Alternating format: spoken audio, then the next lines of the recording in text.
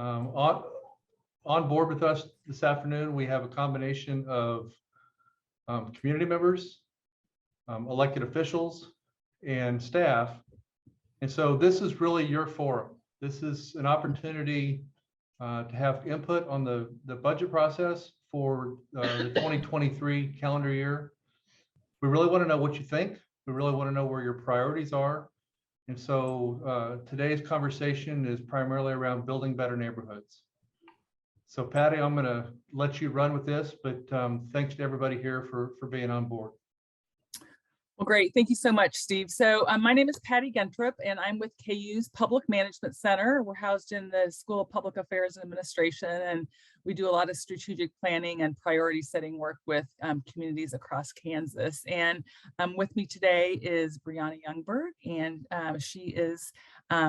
will be helping with facilitation and tech help as well. And I think staff will be introducing themselves a little bit later. But before I kind of go into the agenda for this evening, I want to make it clear that while we've said it's from 4 to 8, 8 is the longest we'll be, and it might be shorter than 8 o'clock. That really depends upon, of course, the conversation that you all have together. And we want to make sure that everybody has an opportunity to say what they need to say, have the discussions, set the priorities. And so we will be having breaks throughout the session as well. Some of them, actually the longest break will probably be the last one. And that's because that's where we're going to have to take the work from all of you and put it together for that polling app. So we can do the electronic polling, because obviously we couldn't pre-populate that without knowing what you all are hoping to achieve. So with that, let's just talk a little bit about what we're going to be doing this evening. So first of all, the first thing we're going to do is doing introductions. And so we think it's really important for us to try to build community, even on a virtual platform. And so you will have seen in the agenda that we are basically going to ask you to answer just 3 simple questions for your colleagues. I know that many of you probably already know one another, but I think it's important to hear, especially kind of what your hopes are for the future in this particular category. Then I'll be talking a little bit more about the process, and so what's going to unfold the next couple of months within the community of Topeka. And after that, we'll be setting the foundation. And so city staff has put together a document, which you will have all seen, that really does, I think, a great job of providing a baseline generally for the community, as well as then provide specific information specific to each of the 5 priority categories that we're going to be discussing over the next several weeks. Envisioning the future really will help us to identify what success looks like for each of these categories.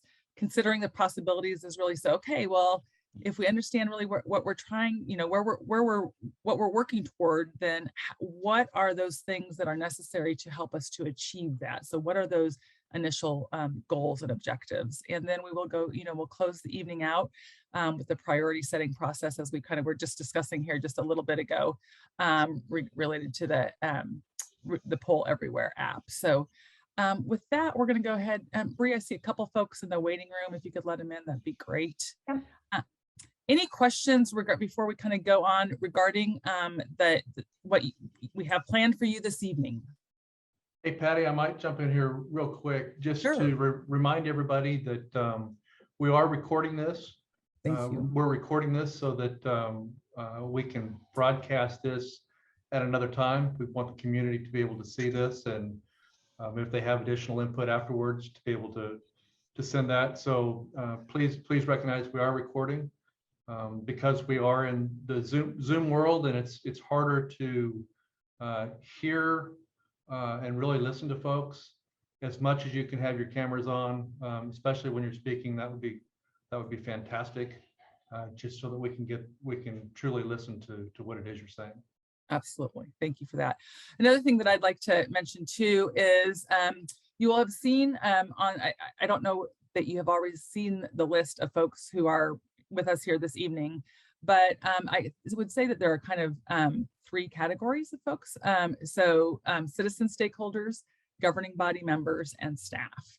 And I want to make it clear that all three of those categories of folks who are participating tonight are kind of on equal footing. So, and what that means is, you know, we'll absolutely be contributing their hopes for neighborhoods in Topeka. We'll be also participating in the priority setting exercises, those kinds of things. Though the exception to that is we do have staff who are facilitators. And so they will actually be helping in breakout rooms and those kinds of things, and they won't be actively involved in the priority setting. Lastly, we do have some students from Washburn who are going to be joining us over the course of these sessions, and so we hope to involve them as well in the discussions and get their perspective as well. So let's go ahead and start with introductions. All right, and so what we had hoped that you would do for us this evening is really spend just like 30 seconds, right? So because we have a lot of folks who are joining us, so 30 seconds. So just kind of your name, your position or affiliation, however you want to identify yourself that way, and then your hopes for this process. Also, so that you can see as many of your colleagues as possible. Hopefully you know that you can hit gallery view, and so you can get everybody's picture on your screen. Also on your screens, there should be kind of a bar between the shared screen and the pictures that you can move so that you can see folks. The other thing is I could just stop sharing. So with that, let's go ahead, and if you don't mind, Anna, I'm going to start with you. Why did I know you were going to say that?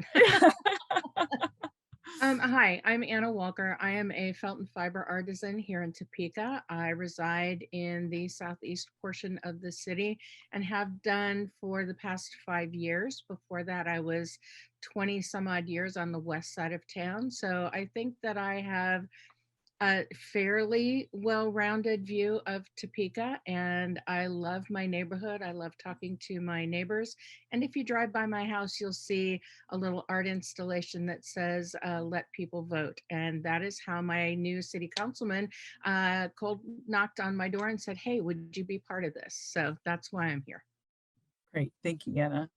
And I guess quickly, your hopes for the vision, hopes for this process? My hopes are to get better connected. Truthfully, I'm in a process of envisioning what the rest of my years look like. And one of those things that I want to ramp up is my activism as seen by my fence. But to be an activist, I've got to be connected. So my hopes is to build some better connections within the community. And really, okay, great, with the focus on the neighborhoods, I think, yeah, for this evening. Great, thank you so much. Michael Bell.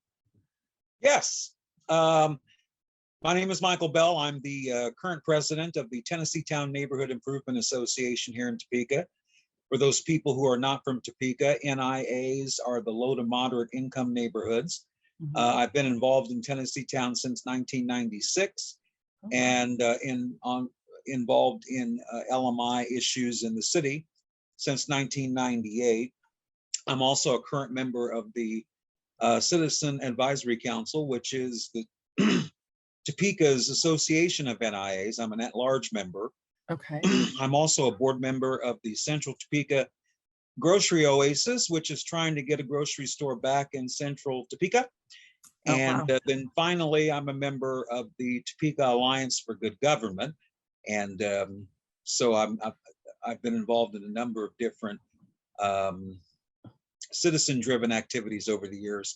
I suppose my hope for this process, given that this is my 26th year in pursuing LMI issues that affect the people in the neighborhoods in the city of Topeka, is that the city finally prioritizes those people and those neighborhoods. Great, thank you so much for that. I appreciate it. Marcia. Oops, you're on mute. You don't know how to do that? So if you go up to, I think that's, if you go up to the three little dots in the top of your little square, can you see that? Just kind of put a cursor on your video and there's three dots and you should be able to unmute yourself.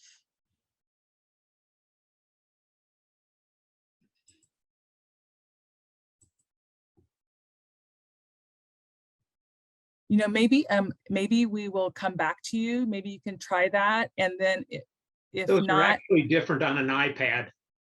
oh, okay. If somebody else knows, has a different suggestion, I welcome If you're that. on an iPad, you might just have to swipe your screen. She's And then on. She's Oh, there we on go. now. Great. Can you hear me now? We can. Thank you. Oh, okay. Great. My name is Marcia, and I'm a citizen of Topeka. And my hopes in this process was I'm very concerned about the crime rate, and I'm hoping we can do something about that. All right. Thank you, Marcia. Jim Edwards. Can you see me too, or We can. Yeah, we can see you too. 'cause I don't see everybody. I didn't see Michael Bell, but I heard him, but I couldn't see him, so I didn't know. This is my first time ever doing something on Zoom. I apologize for. Oh, no apologies necessary. We're glad you're here. Jim Edwards. Yes, Jim Edwards, been a resident of Topeka since 1982 with my wife, Ethel. We both enjoyed the community very much. Both of us are retired. We're both very active volunteer-wise. I currently serve as the chair of the Board of Trustees for the Topeka Shawnee County Public Library. And I think mostly today I'd like to hear what others have to say about improvements that Topeka could make as far as neighborhoods and how I might be a part of that. Thank you. Great. Thank you. Gretchen. Hey everyone, I'm Gretchen Spicher. I'm the new Director of Communications for the City of Topeka.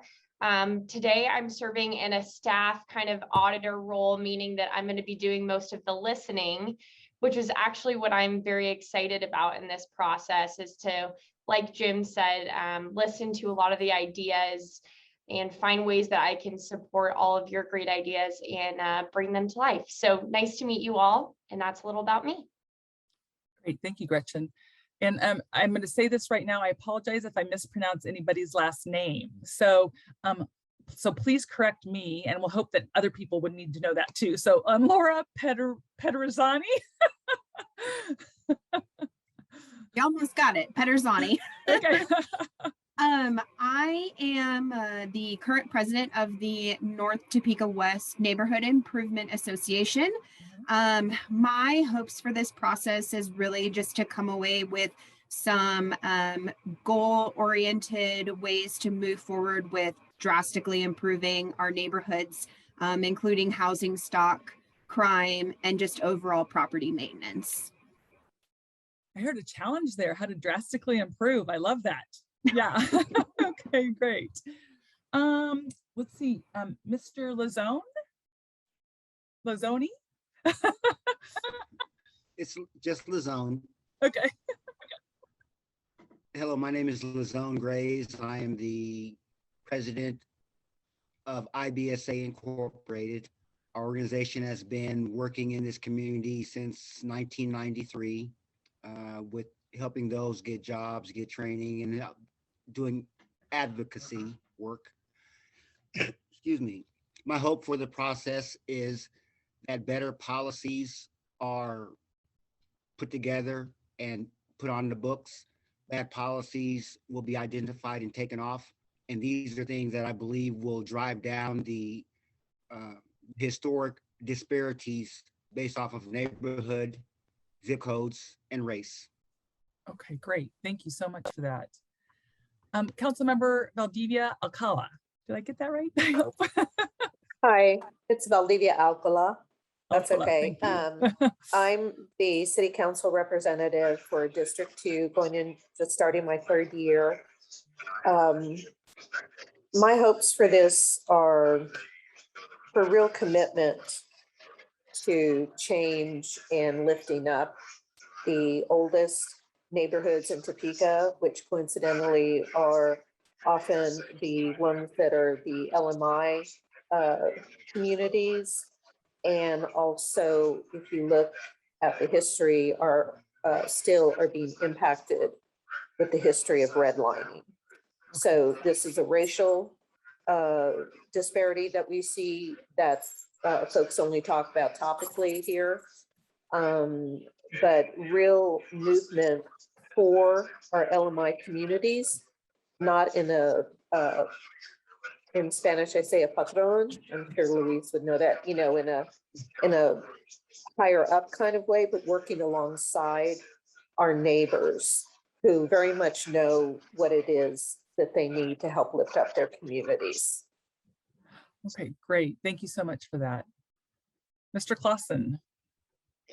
Good afternoon. My name is Bob Clausen, and I live in Clinton Heights neighborhood. I've been active in our neighborhood NIA for a number of years and been living in Topeka, my family, for about 45 years, and we live it here in Topeka. And I'm retired, formerly worked for the state of Kansas, and I'm currently involved with our Rotary Club in Topeka.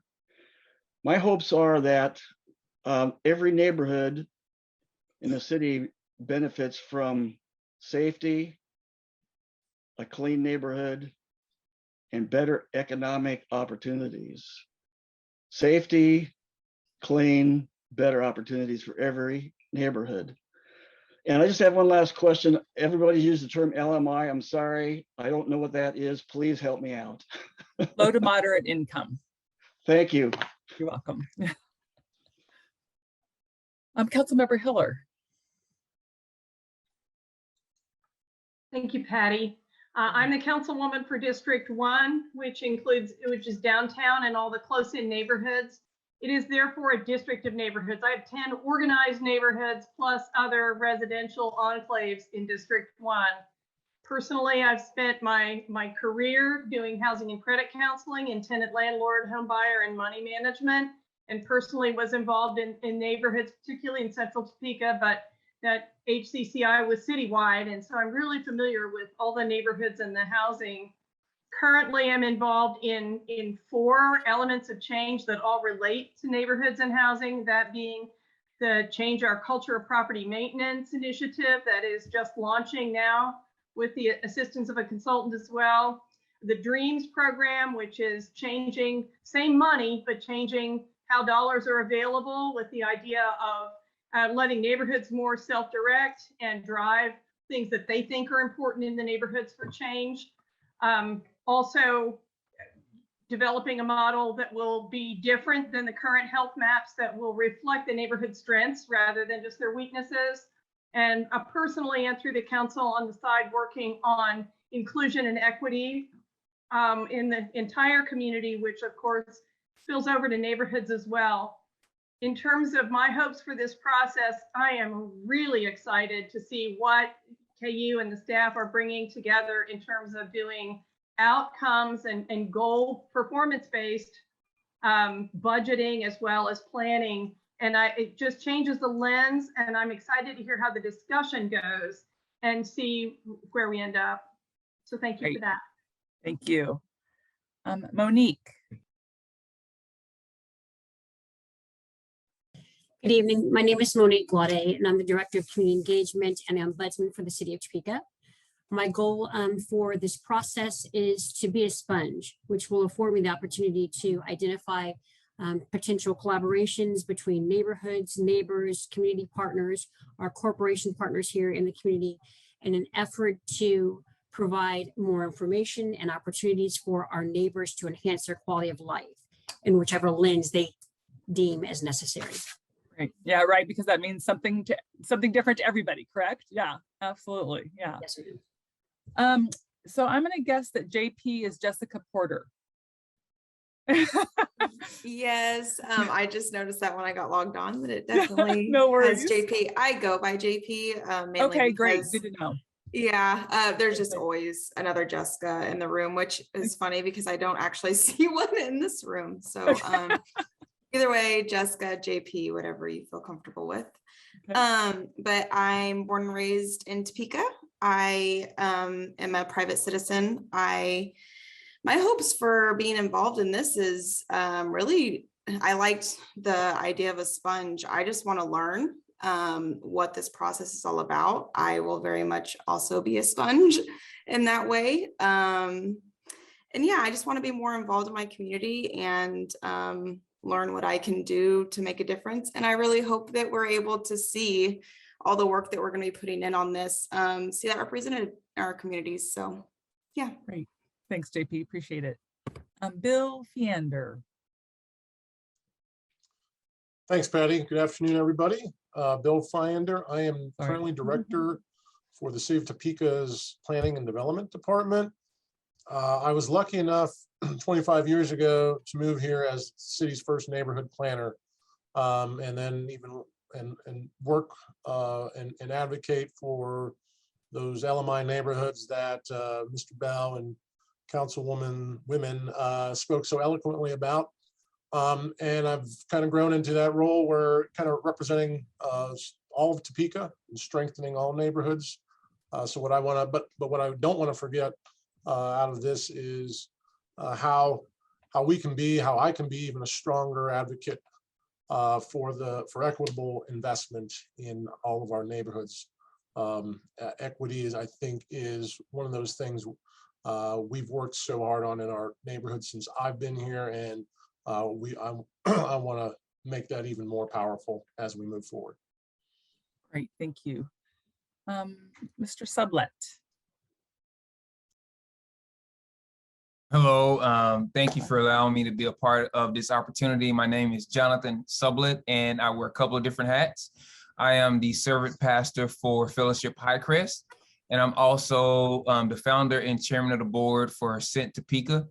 And the meeting I was on right before getting on this one was I serve as a part of the inaugural class of Kansas Future Fellows, which is a group of 11 people from around the state of Kansas who are partnering with the KU Center for Public and Private Partnerships to develop future solutions at least 25 years out for Kansas families. My hope is to listen and learn, just like Monique stated, also to add perspective where possible, and to look for ways that I can contribute to the overall goals of the city, where I might not be able to give money toward the budget, but I can help direct the spending of the organizations that I'm a part of to be in line with the overall goals. My hope is to see, my hope is to see a solution that is not just COVID response, but one that's more long-term in thinking, where as a city, we begin to lead and be on the leading edge and not responsive or just reactive to the current circumstances, which I believe will set up our families and our neighborhoods that have been spoken about, and the best way for the future that leaves Topeka to be a place where my kids can also flourish. Wonderful. Thank you so much for that. And I love the idea of kind of partnerships, right? I mean, it's not just the city, it's a community, right? And so different, and so many of you just represent different organizations. That's wonderful. Megan Durantes. Hi, it's Dorantes. You're good though. Hello everyone. My name is Megan. I'm just going to stop with last names. You're good. You're good. Hi everyone. My name is Megan Dorantes, and I am one of the students at Washburn University. Currently, I'm a junior majoring in public administration. And my hopes for this process is, one, to learn about Topeka. I'm a Kansas City, Kansas native, so I've been living here for the past 3 years, and just learn about the neighborhood and learn how I can help. Great. Thank you, Megan. Clark. Yes, good afternoon. I'm Clark Duffy. I'm teaching the class in public budgeting this semester at Washburn. You just met Megan, one of the students in the class. All of our students will be observing and participating, and we certainly appreciate the willingness of the staff, Josh and Adam, to bring us on board. And we look forward to seeing how the opportunities transpire over the course of the next month. Great, thank you. Glad to have you and your students here. Kalea. I want to hear you try and say my last no. No, I'm just kidding. Yeah. Yeah, hi guys. So my name's Kalea Paoli. I am the newly hired grants administrator. I actually am still in Arizona. I moved tomorrow. So this is my first exposure to anyone or anything really from Topeka. So I'm really excited to be here. I'm just one of the facilitators for this conversation we're having today. So Great. Thanks, Kalea. Hannah. Hi, I'm Hannah Shumacher. I volunteer with a bunch of different organizations here in Topeka, but I am mainly here just as a citizen of City Council District 6. And my hopes for this process are to learn more about my neighbors in different parts of the city, and also to, through this process, to prioritize families and the people of Topeka in the most needed areas of our city. Great, thank you, Hannah. Deborah. Hi, I'm Deborah Swank. I currently live in the Elmhurst neighborhood. I've lived in Topeka since 1988. I am a realtor, so I work every day with members of our community in every neighborhood. Living in central Topeka, I certainly have a biggest concern that I want to see this neighborhood thrive and this area of the city thrive. But I certainly do work with throughout the entire city. The people have been saying a lot of great things. Equitable investment, that's something that's really important. We're talking about budget here, so I'm going to be interested to see what budget items and things we're going to be talking about and how that can be directed. But I just think it's important in this budgeting that we continue to see Topeka as becoming a progressive city, and I think one of the priorities is we would all like to have our children grow up here and want to come back here and live, and that does not always seem to be the case. And I think that by changing some of that and looking at this city in a more progressive way, I think that we could have some more positive results on that. So thank you for including me in the process. Thank you. Mayor.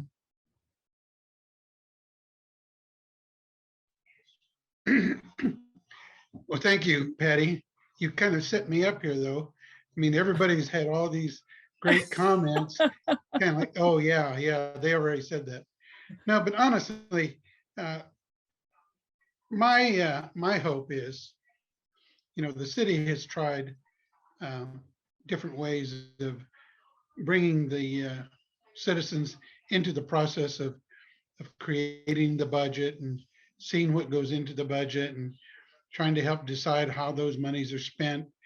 And it's difficult for many people because of their work schedules and other commitments to try and get everybody in a location, in a place where they can actually give meaningful input. So I think this is an excellent opportunity for us to keep working on that and how we engage the community. I thank Director Wade for breaking this up into these segments, because if you can't attend all 5, pick 1 or 2 that you may want to attend. Give that opportunity rather than saying, okay, for one Saturday, we're going to be locked up from 8 o'clock to 5 o'clock. And then the next Saturday, the same. Well, it's hard to find commitment for people to do that because they have lives. And so I really think this is a great vehicle for us to share the information that's necessary for the community to understand the process of how we utilize the tax dollars that we are entrusted with. And I want to thank my fellow governing body members who are online with this. And I really want to thank every private citizen who has volunteered, because they've been asked to volunteer and they stepped up to participate in the process. It takes a little bit of work and it takes a commitment, but I think that's commendable. And I think it's something that we have to acknowledge, that there are people ready and willing to do this if just giving the opportunity and are asked to the table. So I think that's my expectation of this process. We've tried to do it as a governing body and breaking up our budget into little bites so that even we can understand it better. And we want to be able to do that for the citizens. So that's my expectation. And I thank you all for participating. Thank you, Patty. Thank you so much, Mayor. And I do see that we have some other folks. I should have asked you to go last, so I apologize for that. But I do No, think it's all right. I do think that, I mean, the commitment to having community engagement across all of these areas is pretty significant. So, and we did try to find a time that could work better for, you know, for some folks. So thank you for that. I see. So I know just a couple more staff people. Josh. Hi, everybody. Making me follow the mayor, that's a tough act to follow. I'm Josh McInerney. I work for the city of Topeka. I'll be a facilitator today, and kind of what I'm hoping to get out of this process is learning from the actual citizens of our community, because I think that input can help me be a better staff member as we're budgeting for the future going forward. So excited to be here. And Adam, I know that you're going to be making a presentation here in just a little bit, but you want to introduce yourself as well? Yeah, I'm Adam Vaughn. I'm the guy you're probably excited to stop getting emails from. I also work with Josh and Steve in the budget office, and I'm really excited about this process. I think going forward, this is going to be a cutting edge thing that a lot of people have been saying today that they're hoping for, and we're hoping the same thing, that we can make our budget something that's meaningful and that drives real change here in Topeka. Great. And we just have thank you so much for Adam. We just have a couple more folks that they don't have their cameras on. I don't know if they're able to kind of fully participate, but I want to call on them too. So Corey. Oh, there she is. Hi. Hi, I am Corey Wright with the Planning Department and Housing Services. And so I think one of the things that I'm most interested in today is to really listen to people, not just hear what people have to say, but really listen to what they have to say. So especially our neighborhood folks that we work with the most here in Housing Services. So lovely differentiation between hearing and listening. Thank you for that. And we need to make sure that we're listening. That's hearing folks. So Luis. Yeah, I had to have the camera off because sometimes connection gets lost. So yeah, no worries. But my name is Luis Estrada. I'm not going to cite off the many hats I wear, but I do recognize a lot of individuals in this room, so I know I'm in the right space for the right purpose. And a lot of the times it entails me being able to access information that I could relate over to a large segment of our community that English is not their primary language. And oftentimes don't find opportunities to get involved or understand processes. So I put myself and place myself in opportunities to be able to understand and learn more in order for me to be able to relate that information on to that community. I'll just shortly basically say, you know, I grew up in Topeka since 1993. I came to Topeka as an undocumented youth. So I've seen the process of the growth in this communities from 3rd district to the 4th district to the 5th district. And I've seen predominantly the deterioration in some of those neighborhoods, but I've also seen highlights of improvements. So I want to continue to see more of that, and then see how we could create opportunities to save some of those neighborhoods that are falling into just despair. So thank you for the opportunity to be here. Thank you for being here. Latoya. Hi, Patty. Good evening, everyone. I am Latoya Burnett. I'm the Senior Community Engagement Coordinator with the city's Community Engagement Division. I'm here tonight actually as a facilitator. I am most excited about this opportunity to see collaborative networking on all levels of the city. And I'm really just interested to see, you know, how everything shakes out and what the results will be for this effort. Great, thank you, Latoya. Rashawn. Hello, everyone. My name is Rashawn Moore. I am one of the students in Professor Duffy's class. Great. I am a junior at Washburn. I also play football at Washburn University as well. I'm a political science major. My hopes for this process is just to witness meaningful change in this community. I'm originally from Manhattan. I haven't been here too long, but I really have enjoyed my time here in Topeka, and I would like to see the city continue to grow and develop. So I'm just excited to be here and excited to share this space with you, everyone. Thanks. Great. Thank you. And then I think the last thing I have, it says CACVC on the square on my screen. I don't know if that, I apologize if. Yeah, this is Kim Thompson. I'm a retired Colonel, United States Air Force.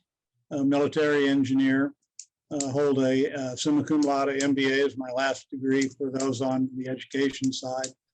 Been a resident of Central Park since '92. I'm the vice president for the Central Park Neighborhood Improvement Association and the vice chair for the Citizen Advisory Council.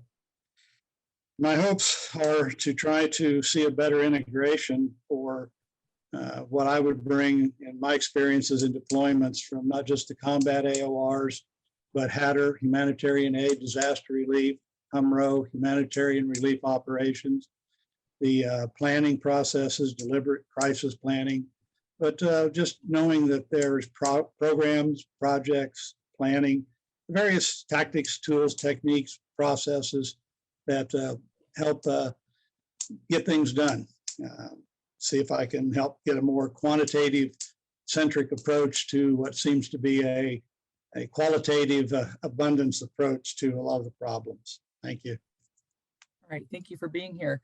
So everybody, thank you so much for doing that. I know it took some time, but I just think it's really important for everybody to understand, who's in the room and the perspectives that you bring and the passion that you have for your communities and how you need to work together, right? Not just the folks that are in this meeting, but in subsequent meetings so that Topeka can just continue to thrive. So let's go ahead and jump in terms of how this kind of fits then into the overall process.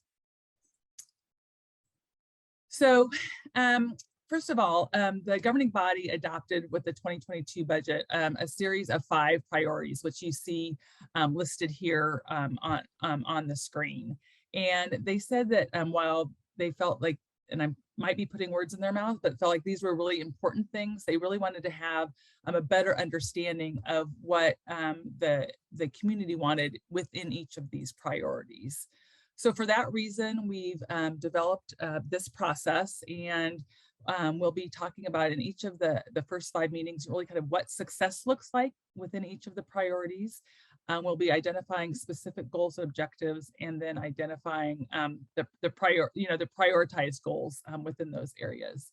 I mentioned that there will be 5 focused workshops, and so 1 for each of those 5 priorities identified by the governing body, and they will be the exact same workshop, the exact same agenda, just with a different topic, okay, different focus, but the same agenda, the same process, the same breakouts, discussion and prioritization. Then that final workshop, we want to bring everybody together to consider the outcomes that were the result of each of the companion workshops. And so that there's an opportunity to really learn even more about your community and help identify what you need to be doing to on your path forward. As I mentioned a little bit earlier, we do have participation from 3 distinct stakeholder groups. So first of all, citizens and very involved citizens, as was outlined in your introductions, elected officials. We have the mayor and 2 council members on this particular work group, and then staff. And as you heard, some of the staff folks are facilitators, and others will be actively participating in the breakout rooms as well. So here is the schedule. You guys are our guinea pigs, and so certainly if you have any feedback for us going forward, we'd love to hear that as well. But you see the dates for each of the subsequent priority workshops, and then it's March 10th that is the final workshop. And so we'd ask you to mark your calendar for that evening as well. We don't have yet a specific time, but if you do the 4 to 8, I think you're going to be covered, and we'll certainly be letting you know that as well. So I want to kind of point out kind of what we're trying to achieve within this process, both tonight and going forward. So as I mentioned, the governing body had established those 5 budget priorities. Okay, so they're pretty broad, right? I don't have them on the screen here, but I have my list. We have, investing in infrastructure, continuing a commitment to developing neighborhoods, which is why we're here this evening, continuing a commitment to public safety, selected strategic investments toward quality of life, and improving fiscal sustainability and good governance. And so those are pretty broad, right? So tonight, what we're going to be doing is really say, okay, when we think about that broad category of neighborhoods, what are more defined goal categories within that neighborhood category? I've used, for example, and this may or may not be an outcome from this evening, infrastructure. Okay. Then based upon that, then if infrastructure is something that's important to have thriving neighborhoods, then what are specific infrastructure projects that are necessary within those neighborhoods? And so I just selected sidewalks as an example for you. So your discussions tonight are really going to be then on that, identifying those goal categories, as well as identifying specific objectives. So before we get to our first break, let me first ask, are there any questions regarding the process for either this evening or going forward?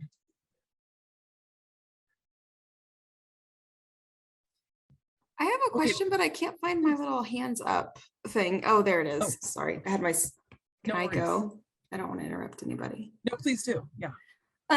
Are we going to be attending all of those meetings, or will we be attending just certain ones? So just this one and the final one. So the city has invited 25 other folks for each of the other 4 priorities.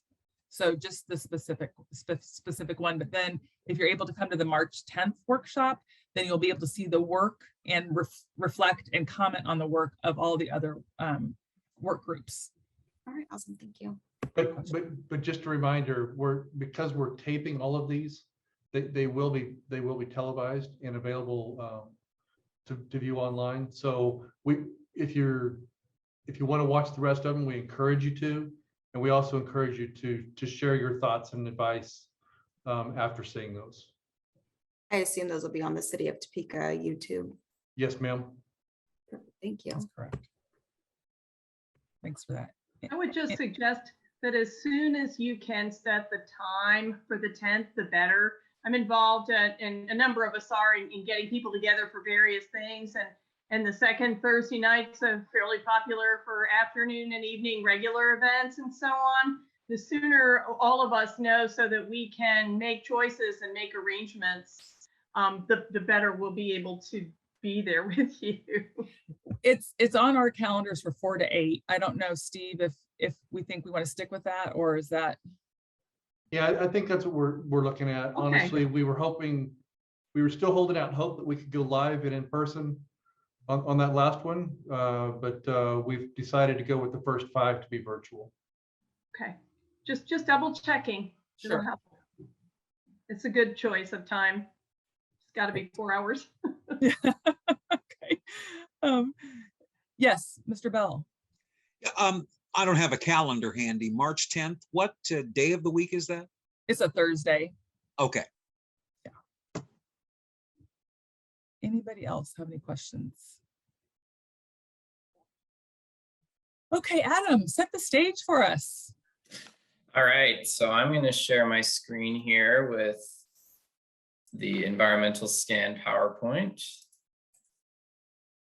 Can everyone hear me okay and see this okay? Okay, yes, great. So like Patty said, I'm going to set the stage kind of with where the city of Topeka currently is at with this particular subject, developing neighborhoods. And so I'm going to try and keep my comments fairly brief with this overview and leave the time open for questions. As you heard, we have some city staff from planning and community engagement and housing, and we have governing body members here as well. And so we want to have time that you're able to ask questions about the things that we're doing right now to help prepare us and set the stage for the priorities that we want to focus on. So the question was kind of posed a little bit earlier in the introductions about the budget and how this all ties into the budget. And so this first slide shows the city's total operating budget, which is $339 million. And of that 339 million, $98 million is part of the city's general fund. So the city's general fund is the main fund that the city uses to administer the services of the city. So police and fire, public works, finance, legal, all those fall under the general fund. Now there's still another $200 million or so that we budget for, and that comes from our utilities mostly, but also some grants help to make up the rest of that.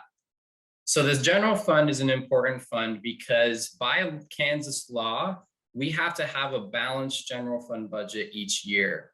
And so you'll see here, we have the forecast of what we're expecting in our general fund over the next 5 years, and our expenses are outpacing our revenues. And so this means that there's going to be some tough decisions that we're going to have to make as a city to make sure that we have a balanced budget. And so with that, and talking a little bit more about the revenue sources, because the easiest thing to do when you have a budget shortfall is to find more revenue, right? And so this is the 2022's revenue sources, and this is actually for this total $339 million of revenue. This is where they all come from. Property tax is one that I'm going to specifically highlight. So of the general fund's $98 million, property tax makes up about 1/3 of that revenue. And so property tax is the easiest source for the city to increase in order to meet obligations it has.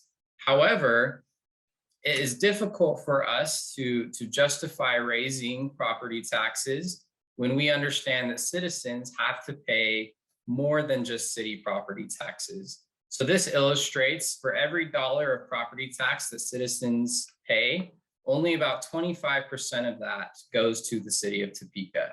And you can see all the other areas.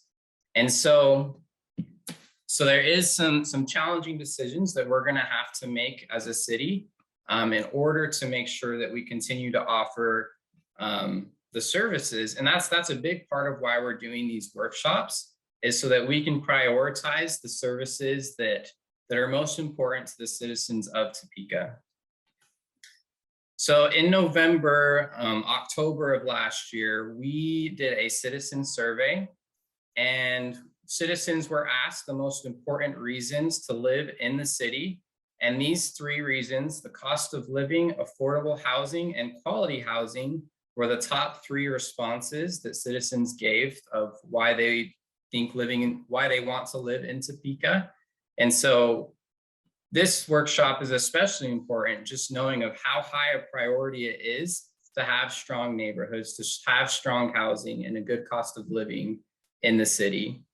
Additionally, the survey gave us 5 priorities that we should focus on as a city. And those are maintenance of streets, enforcement of codes and ordinances, effectiveness of communication, overall quality of water and sewer utilities, overall quality of police services. In Councilwoman Hiller's introduction, she talked about our neighborhood health indicators.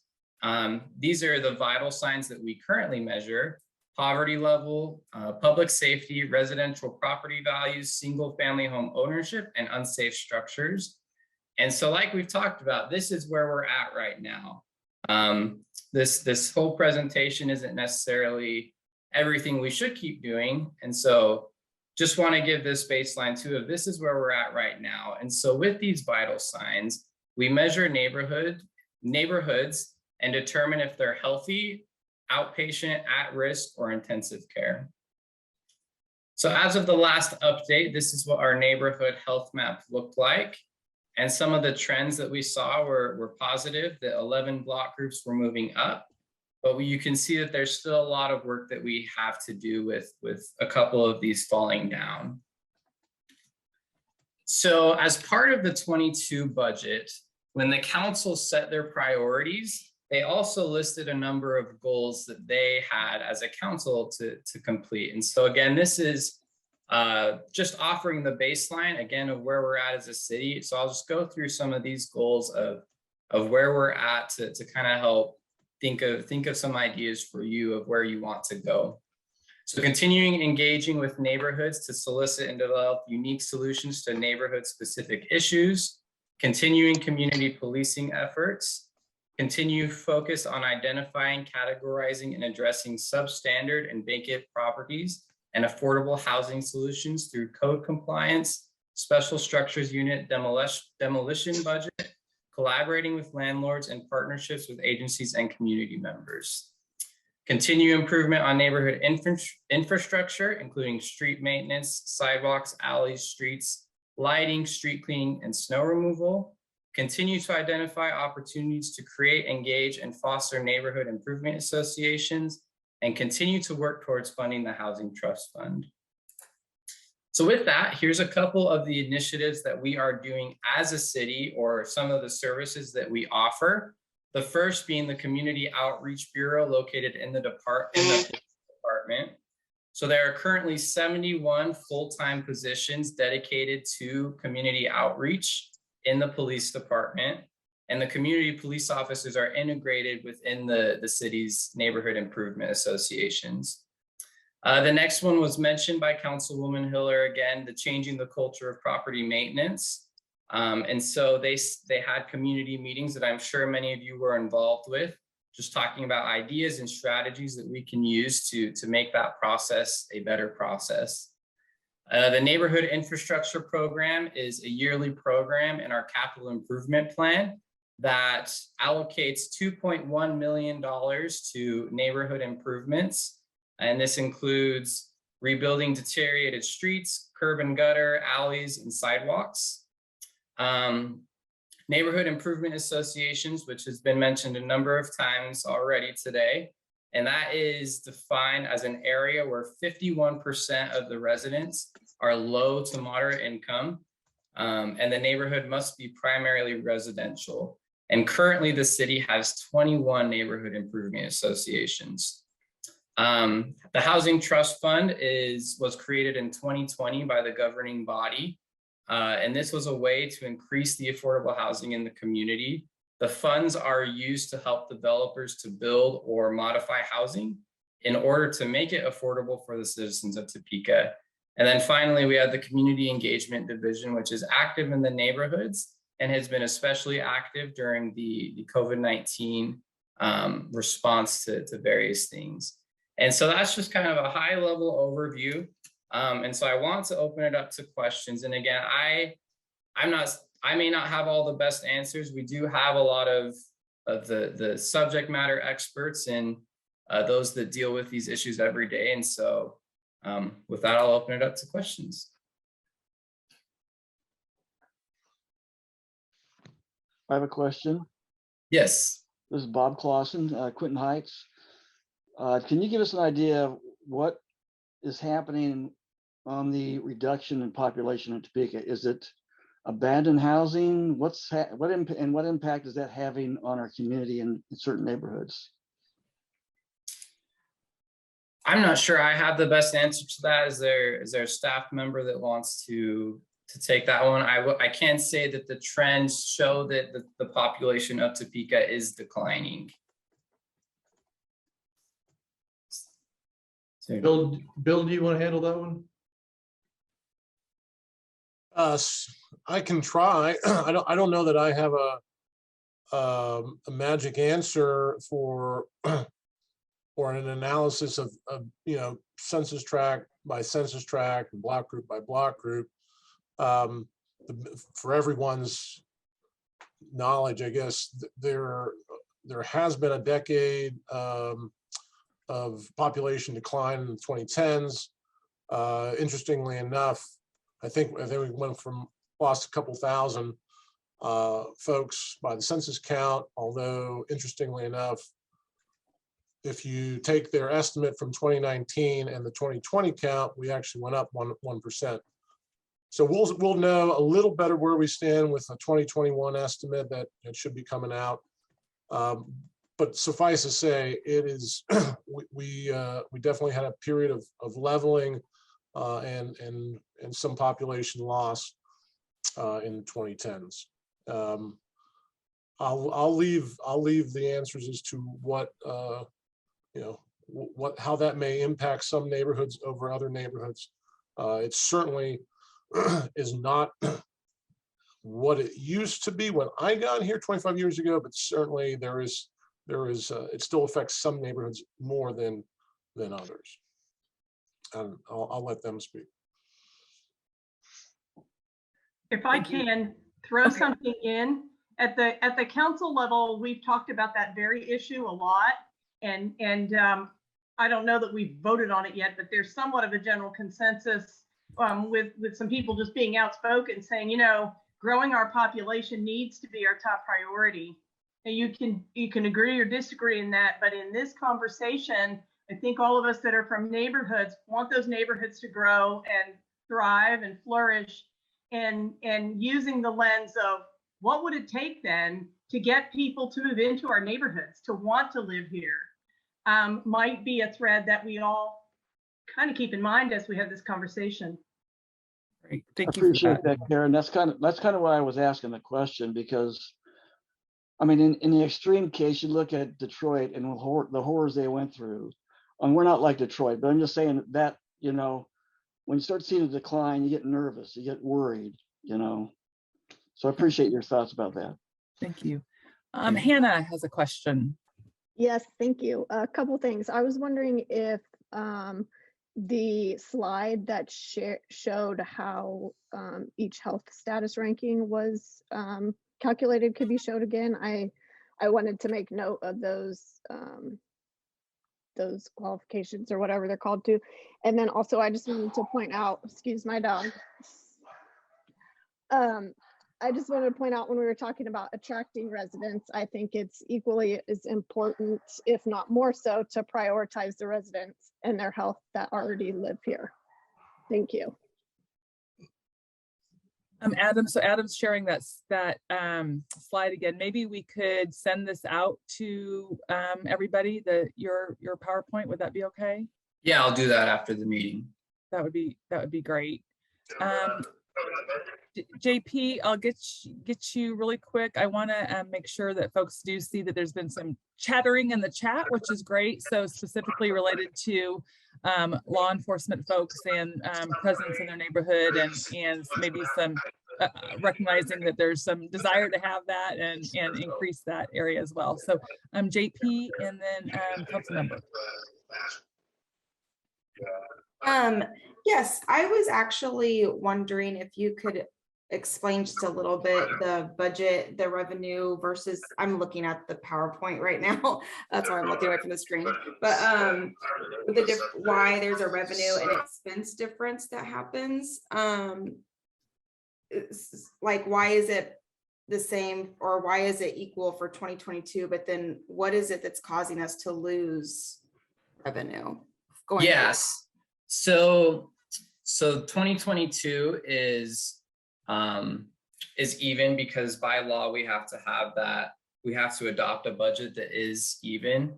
So for the next 5 years, we forecasted out the expenses that we anticipate and the revenue that we anticipate. And so the expenses, which are about 78% of the expenses in the general fund, are personnel costs.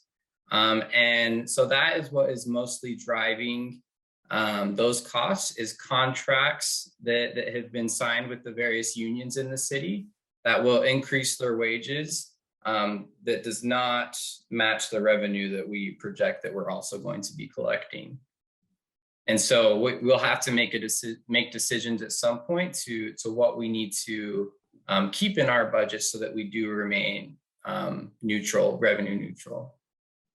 So at some point we decided that contractors will be able to make more money, but we just don't know where that money is going to actually come from. Yeah, So, and the contractors is actually the employees, the contracts that for employees. So like police and fire unions, they're scheduled pay raises. Oh, nice. Okay. So it's just a matter of costs are rising and revenues are not keeping pace. And so every year the governing body has to make a decision then, okay, how do we have a balanced budget? So Councilmember Christina and then Michael Bell after her. Thank you. A couple of things. Yes, we can walk and chew gum at the same time. We can look about what we can do to get folks interested in coming to Topeka, but first and foremost, it has to be taking care of the people that have been living here, that have been working here, whose families have been invested here in any number of ways in LMI communities across Topeka as well. We will be talking nothing but game in this whole series, and I don't think that that's the intention if we don't drill in and look at this beyond economic development that will bring folks in. What happens is in these LMI neighborhoods, people begin to lose hope that there will be emphasis placed on them having the gumption to continue to live in Topeka. Topeka is a good place, but let's be real. We have no living wage. I know that's something the council cannot address, but we have a lobbyist. At the legislature right now, they are talking about the huge impact that it's going to have, not only in Topeka, across Kansas for lack of a living wage and what that is doing for healthcare centers, for retaining employees, you know, and all of this. And the onus is always put on the businesses, you know, figure it out. We are past that time. We are coming into a very, very difficult time. COVID has changed the game completely, and it's never going to be back the same as it was because we're looking at inflation as well too. More people are staying home because they cannot afford childcare. So we need to be focusing on that. So my hope with this is that we dig really deep and stay away from the topical and dig really, really deep, no matter how hard some of these questions and challenges may be, because who will end up suffering the most is going to be the children and elders and LMI communities. Thank you. Michael Bell, and then Megan, and then Jim Edwards. Yeah, my comment, I guess, is definitional regarding the neighborhood health maps. Can we go back to that slide that we've been discussing there and specifically discussing at risk?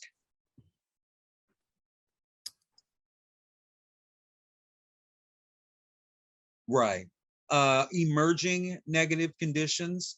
I guess the concern I have there, you know, when we got started and they did the first neighborhood health maps for Tennessee Town, we were intensive care. And so actually that at-risk rating did not signify emerging negative conditions. It meant that we were actually addressing the seriously distressed conditions that were present when we were an intensive care neighborhood. Since then, we've pretty much held steady at risk. And so I don't know the emerging, you know, and you know, I'm not trying to split hairs here. I just want to be sure that we're all operating with terminology that accurately reflects what's going on. Yeah, I appreciate that insight. That's helpful for us. Thank you. Megan. Hi, when you were talking about community outreach, you mentioned how the city is using community officers to like gather data on that community outreach. I was wondering if it's been shown to be successful to use police officers with that community outreach, and then if there's any data that shows where this success is at location-wise. I don't personally have any of that information. I'll turn to Monique if you potentially have some of that info. Yeah. Well, I'm afraid I don't have any actual data for you. What I can say to you is that when community engagement has had the opportunity in the last 6 years to work with TPD on specific engagement opportunities in specific neighborhoods that had some real metropolitan large city problems, it's been very successful. I'm sure someone at TPD, the chief or someone else has some data for you, but when we partner with TPD with the neighborhoods, it's been very successful in all of the events we've been involved in. So JP has asked for a copy of the map. We'll be sending that out. We'll send that, will be in the PowerPoint. We'll send that out. We'll also try to follow up with the police department, see if they can respond to Megan's question. And then lastly, Jim. the slide presentation reminded me of something that I didn't do today. And so very quick answer, with all the news articles on the demolitions that the commission will either discuss or has discussed, are liens placed on properties where the city pays for the demolition? Yes or no? Steve, I'll look to you. Bill? As a citizen, I can actually answer that question because that is one of the hardest issues that we are having in North Topeka West. Yes, when a house is demolished, it does go on the back property tax record. For example, there is 4 houses away from me, an empty lot that has $30,000 worth of outstanding taxes that have not been paid. Those have not been paid since 2011. That does also include the cost of demolishing the house, as well as the costs, the fees associated with code enforcement, going out and mowing, going out and picking up people's, when they go out and use it as a dump lot, they go out, clean that up. That's also all included on the property taxes. The problem becomes, and this is one of my big issues, so thank you for bringing it up. The problem becomes the breakdown between the city and Shawnee County, who controls property tax sales. Kansas law and city of Topeka says after 3 years, they can do a judicial tax sale or a judicial tax foreclosure. And that very rarely actually happens. Again, this property that I have been trying to actually purchase and donate to Habitat for Humanity, because it's a huge corner lot with nothing on it. I have been told I need to pay $30,000 for an empty lot, and I'm not going to do it. But at the same time, there's no recourse for this continuing to happen. They just tore another house down in our neighborhood. That's another empty lot with, again, a large outstanding tax bill, and nothing's being done on that. And there's a house that needs to be torn down, but it's in the same situation. They don't want to keep putting the money towards, again, cleaning it up, mowing it, or tearing it down, because they know they're never going to see that. And then we're left with unsafe structures. So it's a huge issue. Thank you for that, Laura. And like spot on with our information and actively trying to, right, being an engaged citizen. So I don't see that there are any other questions here. Okay, Jonathan, maybe one more, and then I will tell you all that we're kind of getting into what we should do rather than questions. And so I'd like for us to just make just another question, and we're going to start getting into more detail here as we go through the evening. So Jonathan, just maybe take us home with one more question. Yeah, I'm glad that we're having this conversation, and I listened to the council have their conversation around the ARPA funds, and knowing and hearing like the plight that we're in and trying to cover that gap that's there and trying to make those hard decisions. So I'm wondering how, like with the gap that that was shown on the slides that Adam showed, like how do we make up that? Because some of the changes that we're saying need to be made are going to take a tremendous amount of investment. They're not going to be small numbers. And with the gap that's already there, with the things that need to happen, how does that, what's the plan? Steve, do you want to take that, or? Pastor, I think that's a great question. That's part of what we're trying to work through with these conversations, is trying to determine exactly where are the priorities for members of the community, so that when we get in through the budget process, we can make those educated decisions. And understanding that it's right, you don't want a Band-Aid, but you probably can't do everything at once. But how do you make those steps, start that process, right, and making those investments in your community? Okay, I don't see any other questions, I don't think. So we're going to go ahead and we'll take a 10-minute break, so 5:20. All right. And when we come back, we are going to be starting in our breakout rooms. We're going to be doing our our headline exercise. So I hope that you are pondering that. And we'll go into breakout rooms very soon after we reconvene. So we'll see you again in 10 minutes. Get up and walk around. It's good for you. And so this is really our opportunity to, excuse me, you're like, we already set the foundation. This is really our opportunity for you to tell us what progress looks like. All right, we want to know what progress looks like when the city talks specifically about continuing an investment in neighborhoods. Okay, I just want to remind you that that's our focus tonight, is neighborhoods. All right, continuing that investment in neighborhoods. So I think you'll have seen from the agenda that was sent out to you. Excuse me, I jumped ahead here. I get just another reminder. We started really broad, the budget priorities neighborhoods. Now we're going to get narrower, but we're still not as specific as we will be by the end of the night, okay? So if the Topeka Capital Journal was to write a story in 5 years about progress made in developing our neighborhoods in Topeka, what would those headlines be? So I want to take just a couple of awkward minutes on Zoom and have you kind of, maybe you already have done your homework and have kind of thought about that, but just think to yourself, what would you like to see in the Capital Journal in 5 years about the progress made in Topeka neighborhoods?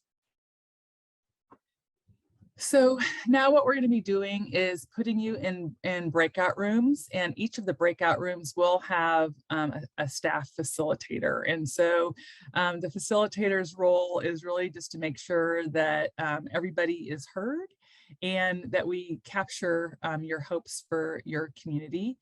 You will have that discussion within your breakout rooms, and we do ask that you identify a spokesperson then when we come back to the group as a whole to share what your hopes are for within the next 5 years for Topeka neighborhoods. I think we're going to give you about, there's not really a magic number, but about 10 to 12 minutes for these discussions. And then when we come back, we'll hear from each of the groups. Brianna, we have 4 breakout rooms, is that right? Yeah, 4 breakout rooms. And excuse me, Brianna, I can't remember, Bri, if we had like for immediately sending them, or do they have to click to join? I'm just going to immediately send them. Perfect. So the magic of Zoom will immediately send you to a breakout room. And it'll be, so a couple of you haven't been on Zoom before, it sounds like, so it should be pretty seamless for you. So you'll just be in a room with several of the other folks that you see on the screen. And we will let you know when we think we're about halfway through the discussion. So facilitators can be watching for that as well. We can broadcast to everybody.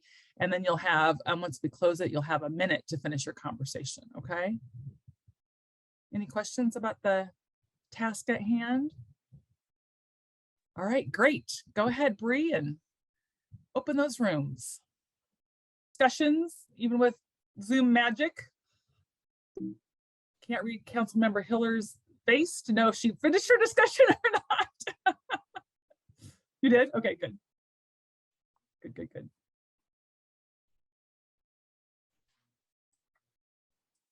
Okay, let's see. Still waiting on other folks to come back. Probably the first breakout room I've ever been in where the group went all the way.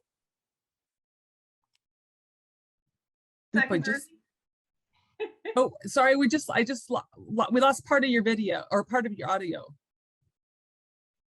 Oh, I was just saying our group was very methodical and even had a little time for discussion. And Adam said, we've got 57 seconds or something like that. We nailed it. Excellent. Good work. Whatever. Good work. All right, let's see. Do we have everybody back? Looks like we do. Okay, so what we're going to be doing is I'm going to go ahead and just write these all down as the groups are reporting out so that we can kind of all see them together. I would ask if your group is reporting out, you have your video on, everybody else have their video off so we can see which groups we're working together, okay? And so which group should we start with? Anybody want to volunteer?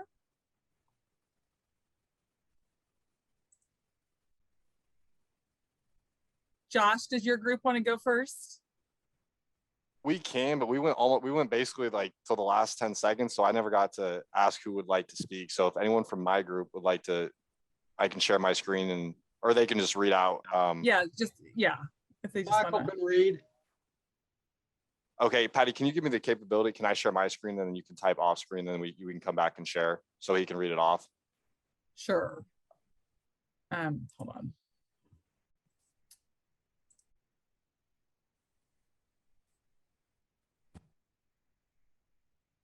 Can everyone see that? Yeah. Okay. Michael, go ahead. Thank you. You want me to read them? Yeah, just what we came up with. Oh, well, okay. No additional NIAs within the city, a reduction of the 2021 NIAs that currently exist, an expansion of the Dreams Initiative, an increase of real affordable housing reflected through rehab and new construction, small business development in LMI neighborhoods, addressing food deserts and food insecurity within the city of Topeka, transitioning Topeka to be a smart city going forward, SMART being an acronym. And Kim may want to expand on that. Crisis planning, a reduction in crime, streets in better shape, citizens treated well, a new urbanism regarding revitalizing downtown neighborhoods in the core of our communities, growth, good planning and zoning in neighborhoods, and single family zoning needs to be enforced.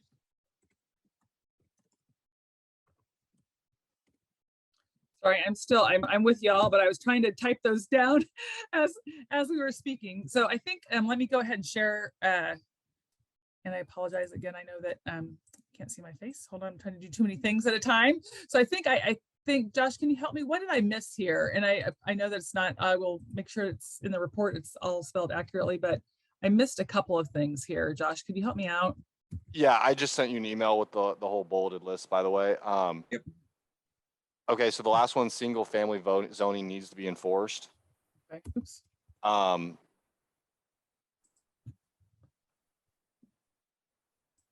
There we go. Yep, needs to be enforced. And then better planning was another bullet.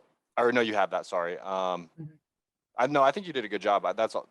I think there was one kind of in here that I missed altogether. I think before food deserts. Small business development. Do we have that? Yeah. See, Okay. I knew I missed it someplace, but okay.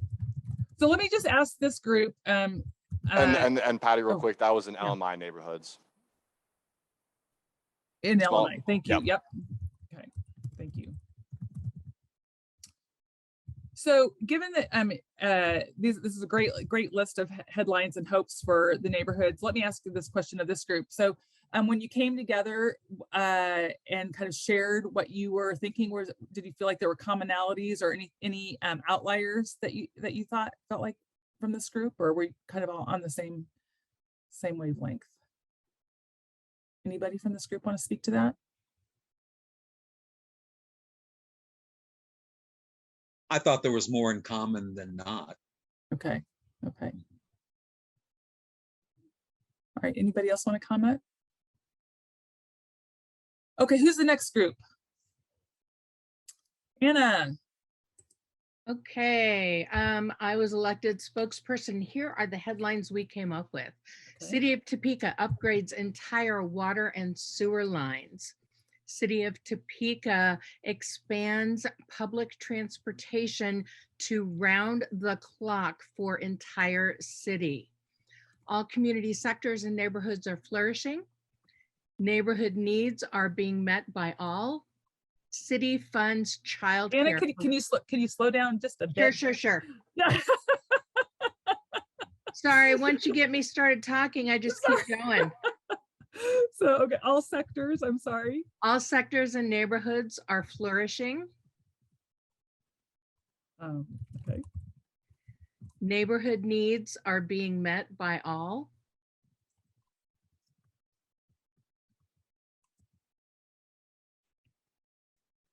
Anything else?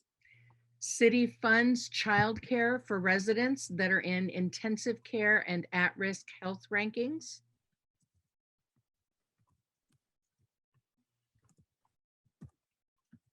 crime rate is at an all-time low and staying low.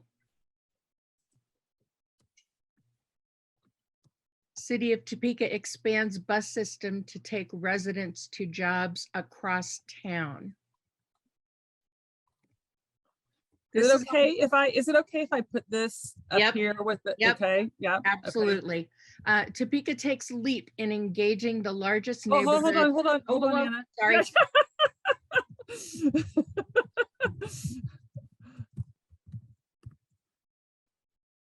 Okay, sorry. That's all right.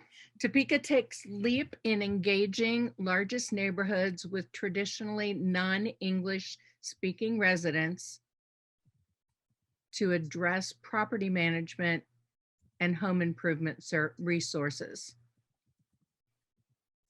Here are a couple of short ones you're gonna love. I'm not done with that one yet. I know, I'm waiting. Okay. Go ahead. Proud, well-kept. Nice. Mixed incomes and thriving. Okay. And I've got 5 more. We were on a roll. Okay. Families and singles of all ages report their neighborhoods are safe and fun.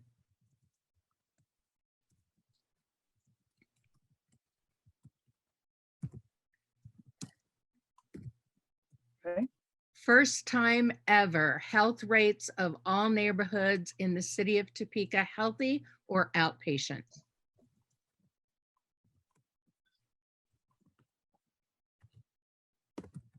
Okay. City of Topeka LMI households decrease by 25%.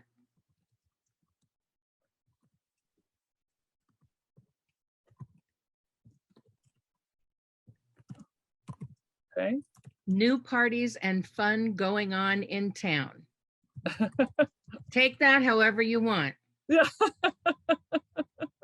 And the best headline of all, Topeka Capital Journal, we're still here. Oh, Ah! Amen. Okay, great. My goodness, you guys were on a roll. Great work. Yeah. So anything that caused, I mean, you were on such a roll, but anything that caused like really kind of a, just, do you have time for a discussion on any of this or? Well, I think the one thing that seemed to strike a chord with the majority of us was the whole idea of public transportation really being effective transportation for the entire public round the clock. Being able to get people from wherever they live in Topeka to wherever they work in Topeka at whatever time of day they need to get there was really something that struck a chord with us. Okay, great. Thank you for that. Anybody else from Anna's group want to kind of speak to your discussions? Great. Who's next? And again, folks that are in the group, leave your video on, and folks who are not in the group, like turn yours off. That'd be great. Thank you.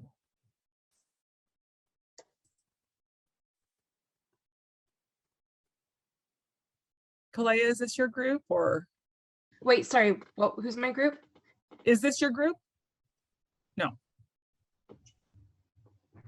I asked if this was your group. Anybody who's speaking to this group would be great. To what group? I'm confused. The group that you were just facilitating? Oh, sorry. Yeah. So, sorry. We had Laura who's gonna give our points. Oh, great. Go ahead, Laura. Thank you. I'm also just gonna put them in the chat if it's easier to copy and paste for you. Sure, that'd be great. Thanks. Hopefully. So ours were Topeka ranks highest in quality, affordable housing in the Midwest. Topeka poverty levels for minority populations dropped to lowest levels ever. Entire city of Topeka celebrates Block Party Weekend. Topeka now ranked as one of the best cities to live in Kansas. And there is high demand for housing in Topeka neighborhoods due to high quality of amenities, including walkability, bikeability, and be a part of the neighborhood. And the land bank increases property values in our NIAs and creates homeownership opportunities for those with low income. Great, thank you. And that was very helpful to put it in the chat, and I will format it later. So thank you so much for it. So what about the discussion with your group? You've heard kind of, you know, the Anna's group really spoke about the public transportation. The first group had, you know, everything from, you know, kind of looked like really focusing on the reduction of the NIAs, the affordable housing, reduction in crime. But was there anything specific you felt like your group, Laura, was really kind of honing in on as part of your discussion? I mean, it really, to me, just seems to really be focusing on housing and neighborhood development, and along with that, the, you know, economic impact of quality, affordable housing for minority populations in Topeka, as well as, you know, I mean. Great. Okay. Anybody else from her group want to speak to any of the issues that maybe were raised in your discussion?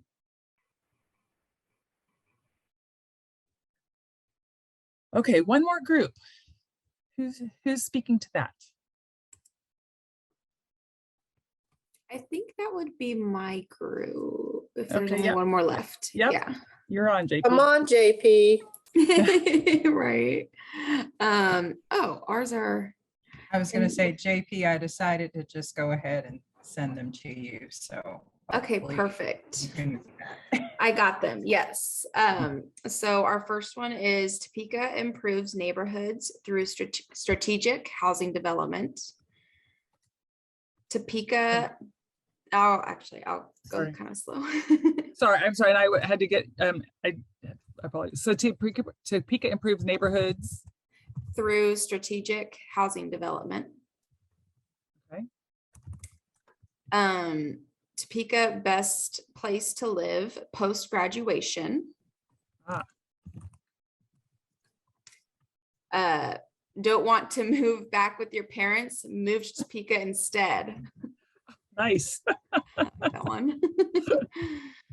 Topeka, a great place to start your career in life after graduation.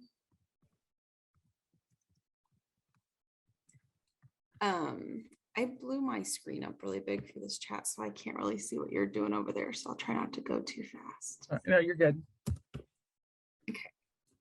The next one is voters pass sales tax to fund housing trust fund. Okay. City meets goal of creating or preserving 800 affordable housing units.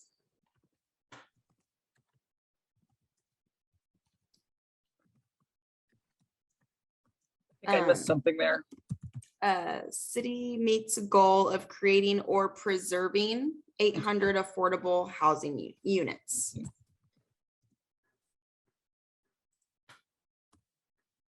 Anything else? Yes, we have a few more. Topeka increases home ownership to 80% in LMI neighborhoods.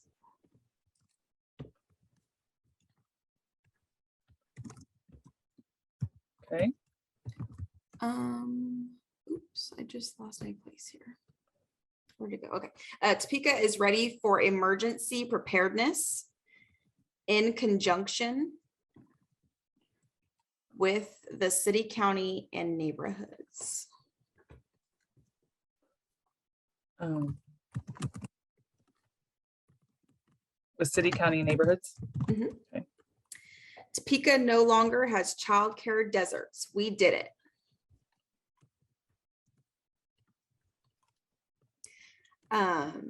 Topeka develops a holistic plan for neighborhood renewal.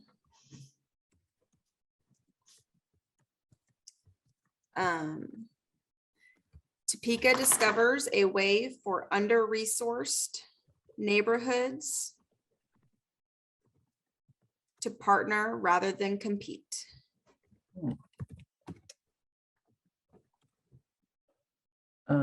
Neighborhood, sorry. To partner rather than, compete. And then our last one is Topeka grows deep and wide. Thanks. So let me ask you a couple of questions, JP. So, you know, you had some of these here that were best place to live post-graduation. Don't want to move back with your parents, move to Topeka instead. Love that. A great place to start your career in life after graduation. So can you help us understand just a little bit in terms of that relationship to neighborhoods? I mean, I can make some assumptions, but we know what that does. Well, Megan, who was our student, actually had those really great headlines. Yeah. So she might be a little better to speak to that, since I am no longer a student of a long time. So Megan, you want to respond to that in terms of neighborhoods, or I'm putting you on the spot? Yeah, so whenever I think of like neighborhoods and how we can get people to stay, especially with a college town like Topeka, my first thing is we have students here. Most of them are either finishing their undergrad or in their graduate programs here. And like based on their majors, they'll do like internships, or there's always going to be a way for them to get involved in the community. And so I know me and my colleagues, one of the things we always worry about is if we want to stay here, what exactly can we do here? Like, is there a place for us to actually start our career here? And so that was kind of the perspective I was coming from. Okay, thank you. To kind of also, I didn't want to like overreach her since that was her idea, but just coming from a perspective of somebody who left Topeka for a long time, being born and raised here. When I went to KU actually, but I decided to leave the state a few times. And I would say, I would kind of agree with definitely that being a goal that needs to happen. A lot of people that are from Topeka leave. Some of us come back, some of us don't. I know my generation in particular, a lot of us left. I can name a lot of people that don't live definitely in Topeka anymore. So I think that should be a goal. How do we get people to stay? Okay, great, thank you. Anybody else from your group want to kind of speak to the discussion that you had? Yeah, I on that one that you just asked about.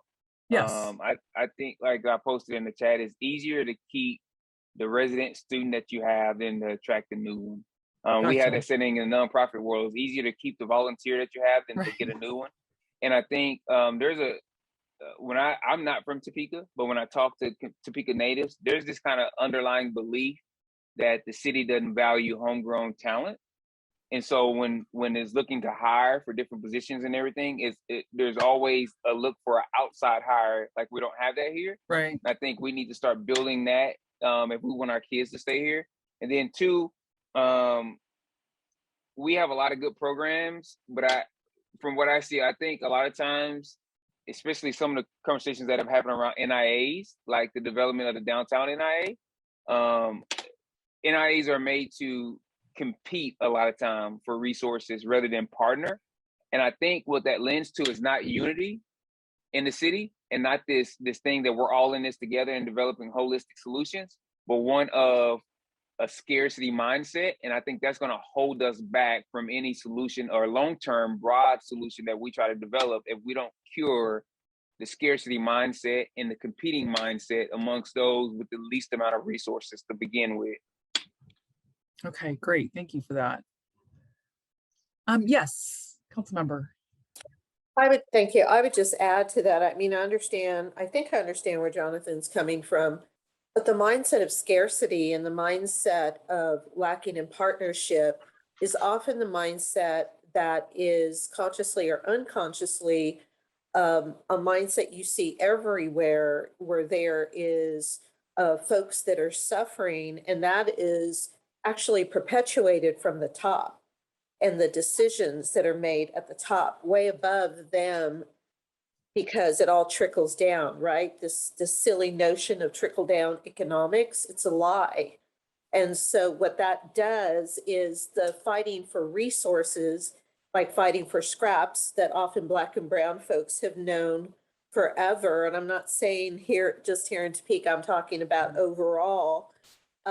That's what happens. So while we can try to encourage communities, lower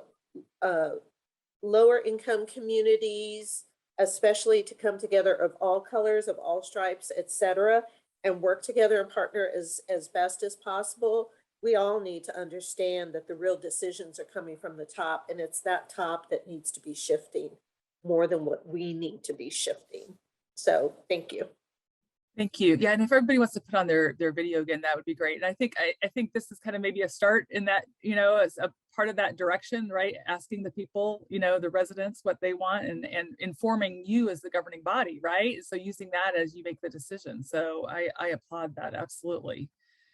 Does anybody want to, before we are going to take a break here in a minute, and staff and the consulting team is going to kind of coalesce some of this information, but anybody want to reflect on where you see kind of the commonalities that, and I know we haven't had full discussions of each group, but commonalities among the groups, or anything that surprised you, anything that was left off that, gosh, we're going to miss the boat if we don't try to have progress in this particular area. I just wanted to add real quick that all these topics are being discussed and all the notes being shared. Ultimately, I want you to acknowledge as a group that your non-English speaking neighbor may have a lot of these in common with you and agree with you on all of these, but they don't often find the spaces to be able to share or agree that some of these things are items that need to be addressed, and they would like to participate. So again, I try to put myself in spaces where I could offer this opportunity to my neighbor, should they feel the need to want to participate or feel safe in participating more than anything. Because one of the things that I failed to address in my group is a headline reading that Topeka is safe and welcoming. So make sure that we don't forget everybody. So thank you. Yeah, thank you for that, for adding that. Any other reflections here?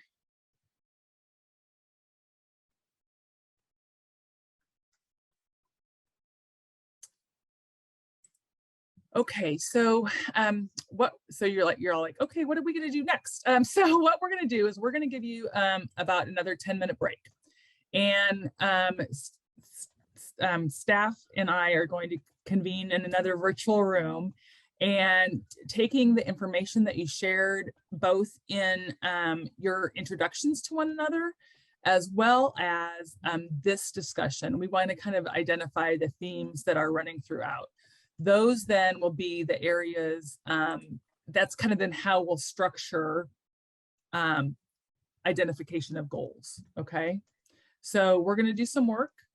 We're gonna come back and hopefully in 10 minutes, share that with you and test it and make sure that we we are kind of hitting on all those again, not as broad as neighborhoods, but not as specific as sidewalks. And then we'll go from there. So does that sound like a plan? Okay, thank you. 10 minutes and we'll be back.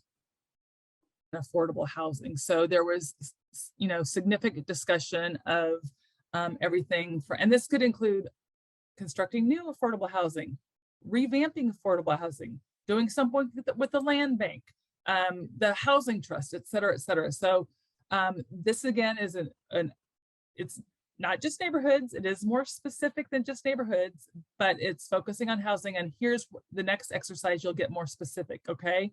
So if we want to expand the stock of quality and affordable housing, what specifically should we be doing, okay? The next one then is neighborhood business development. And so there we heard everything. Actually, the one that's just jumping out to me is childcare. But there were some other comments related to making sure that, food deserts, that was another thing that was, listed. So we want to make sure we have childcare. We want to make sure that we have groceries. And so felt like this particular category would really hit on those. I do want to, I'm thinking back to the pastor's several comments about partnering. And so while I think that these, for instance, I raised childcare with staff because childcare generally isn't the purview of a city, right? But it is a community issue. So how would you partner to bring childcare to your neighborhoods? And so just be thinking of those terms too. So it's not just about what the city can do, but what the community can do. Enhance safety in neighborhoods. And so we heard a lot, both in the introductory statements as well as in the headlines, that we want to make sure that, I think actually one of the headlines, wasn't it, was crime-free, right? We want to make sure it's crime-free. We also talked about early on about having more presence of the officers. But safety of neighborhoods could also be things like demolishing properties, you know, or having strong code enforcement, or having good sidewalks. And so you are going to see as we go through this, there's going to be crossover, right? Not only within this particular category, but among all the other 5 priorities that we're going to be discussing in the next workshops. Expanded transportation opportunities. The one group was very passionate about, you know, public transportation, right? And it was making sure that we have public transportation throughout the community available at all times of the day. But another group also spoke about, let's make sure that we have trails and sidewalks and those kinds of things. So this is really more kind of a more comprehensive transportation opportunities. And then lastly, engage community partners to foster healthy neighborhoods. And so this was really about, you know, another place that we felt like we could address the things really dealing with the NIAs and making sure that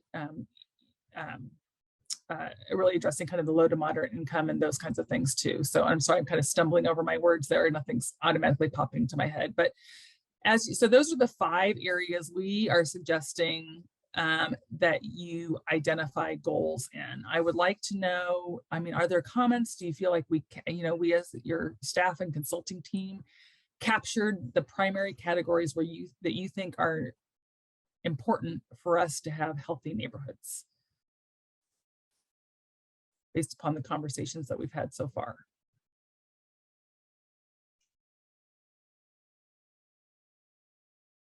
Thanks, Jessica and Anna. I see thumbs up and I don't see anybody saying thumbs down or waving their hand. So I think we're going to go ahead and go with this. Again, these are not as, oh, thank you.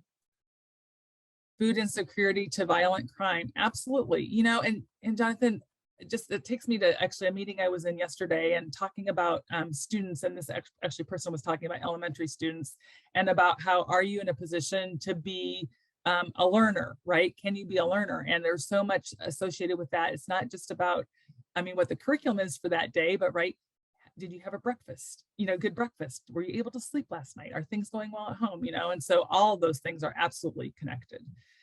Okay, so what we're going to do now is we're going to send you back. You're going to be in your very same breakout rooms with your same facilitators.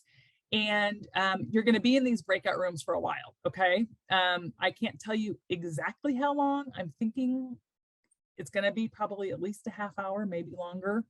But in those breakout rooms, you are going to be answering these 2 questions for each of these 5 goal categories. So you will have an opportunity to put down your goals in each of those areas. You will also have an opportunity to see what so group 1 is going to start working on the first, whatever that first goal is. I think it's the affordable housing one. Okay. Group 2 is going to start working on neighborhood business development, et cetera, okay. After a given amount of time, I'm going to suggest that you all move on to the next category. All right. So you will be able to add goals to that list that has already been begun by the breakout room before you. Okay. And so the time frame is going to get shorter from one category to the next, but that's because you're going to be able to see what has already been put on that list.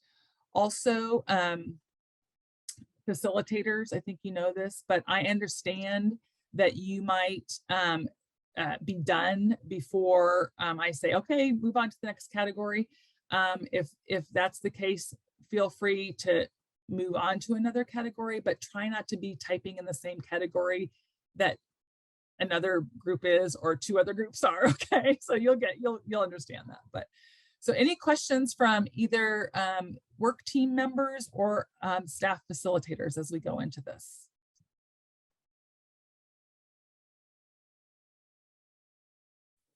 Hey, Patty, quick question. We're doing both of these questions, right? In one shot. Yes, that's correct. Just wanted to clarify. Thank you for that, Josh. Absolutely. And I'm assuming that, I mean, you've raised some good points just in introducing this task to us, but we've got a really varied group, which was very intentional. Some people that have a lot of experience, some who are kind of new at it, and people have brought up some issues that have been pretty heavily vetted by a variety of folks and others that really haven't. So with this assignment, we can, the term I think of is be kind of kind to ourselves and know that we don't have to have this finished product in 10 minutes flat or whatever it is, and that there might be questions later, and that's okay. Well said. So well said. So a couple of things. Also, yes, absolutely bring your knowledge, but if you've just got ideas and you're not sure it's based on anything, that's okay, right? And this is not a time to have a discussion about whether it should be a goal or not. Okay, this is brainstorming. I get to put my goal on there, and if no one else agrees with it right this minute in your breakout room, that's totally fine. You get to put your goal. You get to put your goal on there, okay? Because what's going to happen next?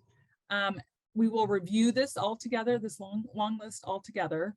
You're going to have a little bit longer break because that's when we have to go back in and okay, where can we consolidate? This really is the same goal. And so then you're going to be able to prioritize. Okay, so that will be the next step. So thank you for that, Councilmember Hillary. Absolutely. Everybody has equal footing here, and please, we want to hear everybody's voice. So thank you for that.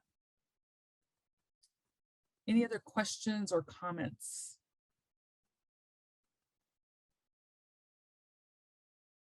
Okay, with that, Bree, I think we're ready to open those breakout rooms.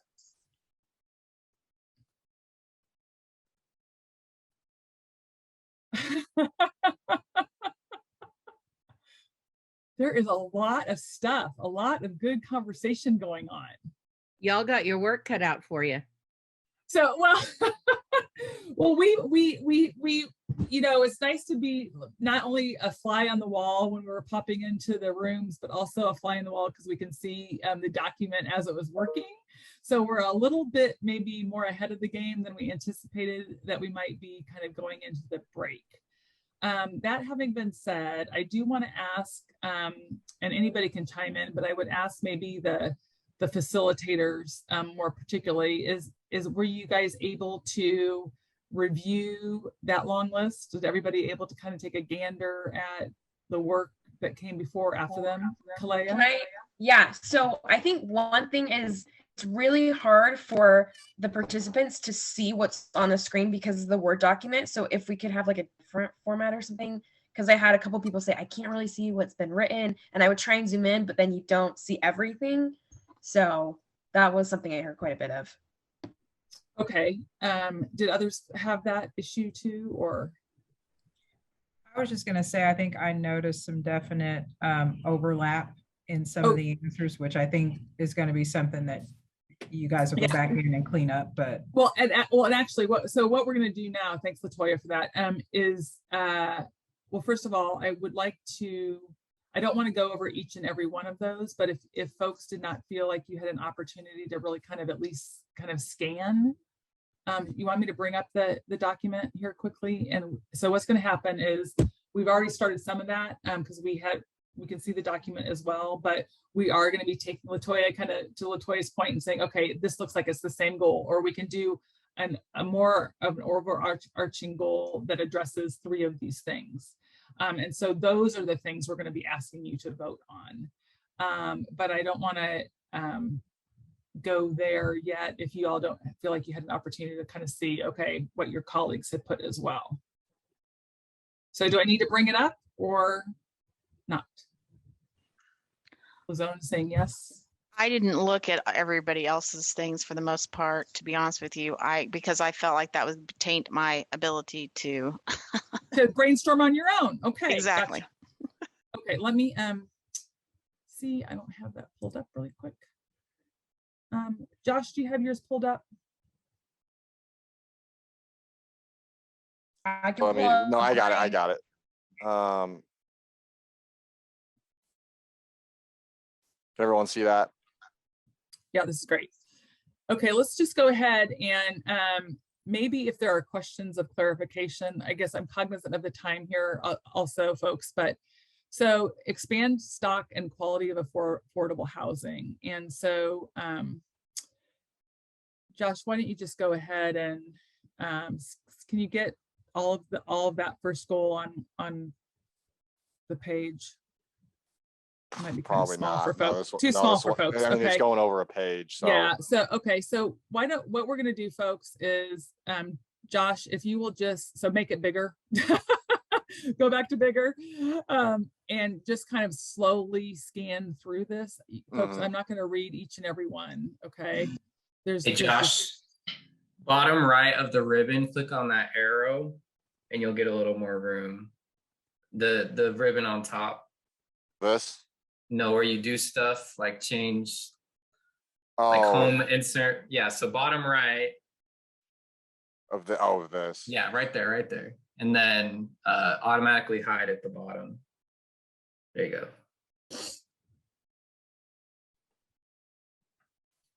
I don't know that. I mean, this goes over a page, so I don't think we're going to be able to see. No. I wasn't expecting for you to do that now, Okay. Josh. So I didn't know. Yeah. I just want folks to kind of see the variety of, but also the similarity in terms of affordable housing. You know, there was a lot related to do with finances, a lot to deal with code enforcement kinds of issues. Could somebody explain the TOTO program? That is one question that I had from earlier. Corey, are you there? They asked me to do it in our group. That's Go ahead. Oh, Karen, we lost you. And it's intended for identifying, for acquiring. People pick their own, but they pick a house that's either vacant or needs repair. Okay. Most of them in LI neighborhoods, and the purchasers are first-time home buyers. Okay. So it ends up a scattered site. There are over 450. For the most part, they have been successful in renovating blocks, houses, and they've been successful mortgages. Great. Okay. Thank you. Sorry, I'm over here. I've got two computers going, and so I'm writing on another document here just so I can get that. Okay. Thank you. Okay. So go ahead, Josh, and if you want to move just a little bit now. So again, this is a focus again more on financing, addressing property maintenance. You see burnt structures here. There's a focus on educating the community about the programs, making it easier to both own homes as well as work through code compliance, but also a recognition that, hey, we've got renters in town. Just because a lot of people are actually choosing not to own homes, you know, some people, you know, want to, but some people just don't want to. And so, so make sure that we understand that as well, and really address vacant properties. So I know that was a quick run through. Does anybody have something here that they have a question about or that they want to specifically focus on? Call out. Okay. Let's go ahead and move on. So neighborhood, I'm sorry, did somebody say something? Sorry. No one said anything. Okay. Neighborhood business development. So here there were a lot of, okay, let's, the very first one, let's make sure that we're understanding that we need to be supporting our Hispanic neighbors and their businesses, and that not everybody speaks English as a first language. And so let's make sure we're supporting those folks. Expanding different kinds of financial incentives to spur development in neighborhoods, really looking at childcare opportunities. Okay, Josh, go ahead. You can go ahead and scroll down a little bit more.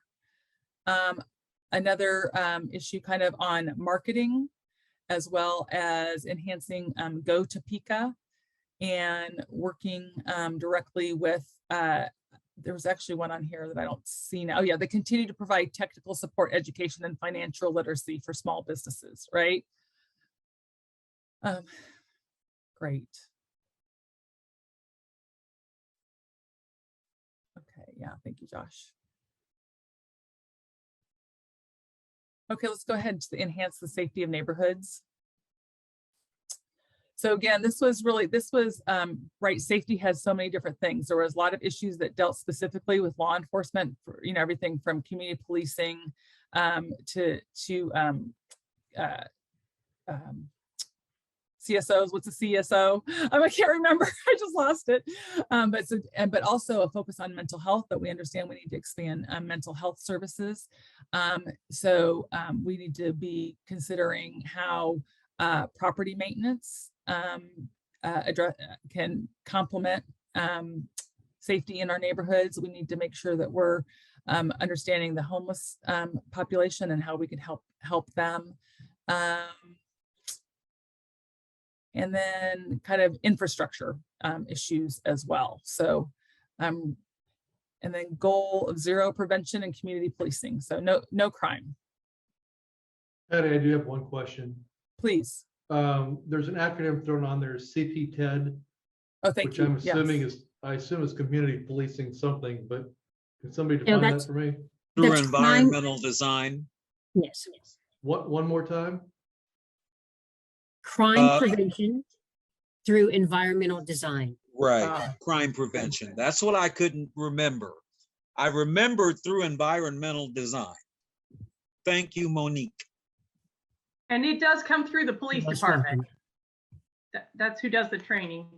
Correct. Thank you. Nice. Okay. Okay. Expanded transportation opportunities.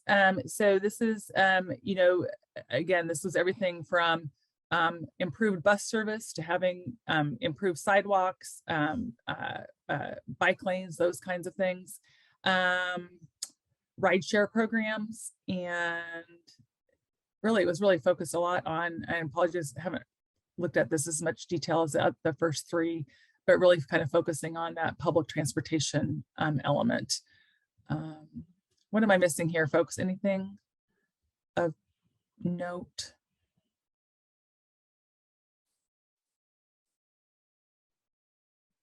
A lot of below, we transit. talked more about other transportation, such as, Right.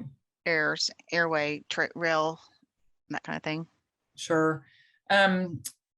We'd have to think about, and I could just be showing my ignorance about your community, but how that really helps the neighborhoods.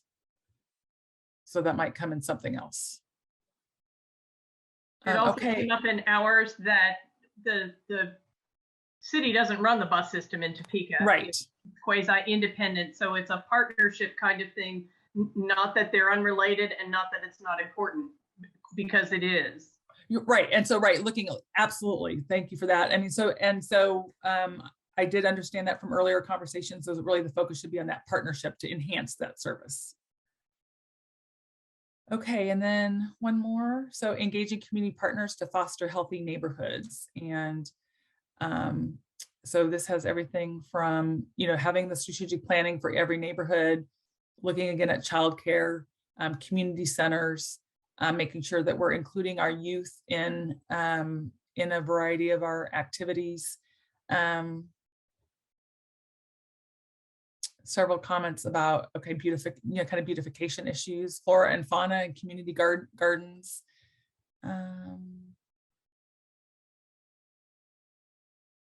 Living wages, working with financial institutions, and focusing on I like that, continuous improvement rather than one-off projects. Folks, I know we just ran through here. I hope you were able to, when you were in your groups, really kind of see the work that was being developed. But does anybody have any questions? Because what we're going to do now is, okay, it's 7:33. So if you will come back at 7:47. At 7:47, we will have, what we will have done is condensed these into, I think we have started some of that work based upon as we were kind of looking at, but condense these into goals that I hope you will see your work in, and then we will be asking you to prioritize that list of goals. Okay, so come back because otherwise your hard work is for naught, or you won't see the results of it anyway. So please come back, okay? Thank you. The list is extensive, and quite honestly, there's a lot more ideas than what we expected to come out of these groups. And so Anna, you're right. That's fantastic.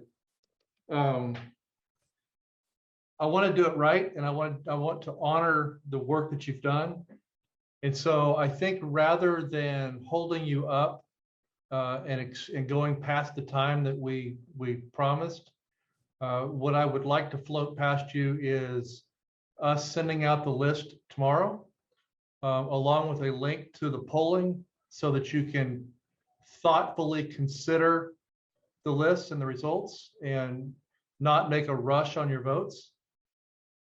I see several thumbs up. I don't see any head shakes. I don't see anybody telling me to go away. So anybody object to that? Okay, so let me first say thank you again. What you've done is, like I said, it's phenomenal. The data that you've presented is extensive. So thank you for that. March the 10th, what we will do is there are 5 of these groups, and we'll take all 5 groups and bring everybody back together and kind of do a report out on what has come from all 5 and go from there. So thank you for tonight. Thank you, Patty. Am I missing anything? No, that's great. I thank you all. I apologize for overestimating our ability to kind of pull this all together in the last half hour, 40 minutes. But but thank you. Yeah, everybody gave thumbs up. Karen, Councilman Hiller. We figured you'd figure that out during the break. Councilmember, you're on mute. You're on mute, Karen. There was some idea, I don't know about other people, but some things that our group was reviewing and then talking about at the end just sparked a really cool idea for me. It wouldn't be costly, it just might be really cool. And it wouldn't belong in the list because it's just an idea, but would it be possible for us to like have a side sheet or a miscellaneous sheet on that? And if people had ideas that they just wanted to throw in while they were reviewing and giving comments, would that be okay? Of course. Yeah, of course. And I would encourage you, if you get several days down the road and a thought strikes you, please share it. So I guess a couple questions of clarification. So we are going to be sending out, first of all, you will get all of the raw data so that none of this is going to be lost. Okay. None of it, everything that you've talked about tonight is going to be lost. So, but we are going to be sending out the priority polling tomorrow. And so I'm unclear in terms of where we would put the additional, just for additional information to consider as we go through the process, or. Just if somebody had an idea, it might be small, it might be big, but so it didn't get lost. That was all.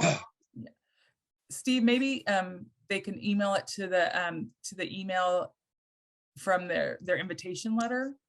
Yes, please. So budget@topeka.org. But we'll make sure we include that in the notes tomorrow. Does Pastor, can you hear me? We're having some folks saying they're not getting any audio. I can hear you. Christina said she just turned up her volume. Oh, okay, very good. Yeah, we'll make sure we send. I'm sorry. Is there an expectation of when you would like us to complete the poll? Great question. We'll put that. I mean, it shouldn't. How about if you get it, if we get that to you by tomorrow, no later than Monday morning. I don't think it'll take you even that long, but how does that sound? But we'll put that specifically in the email as well. that sound fair? Okay. All right, so we'll get this to you tomorrow with the request that you have your votes in by Monday. And then, as Patty said, we'll make sure that you have all the data. We can't thank you enough for what you've done. Thank you so much, everyone. All right. Have a good evening. All right. Bye-bye. Thanks.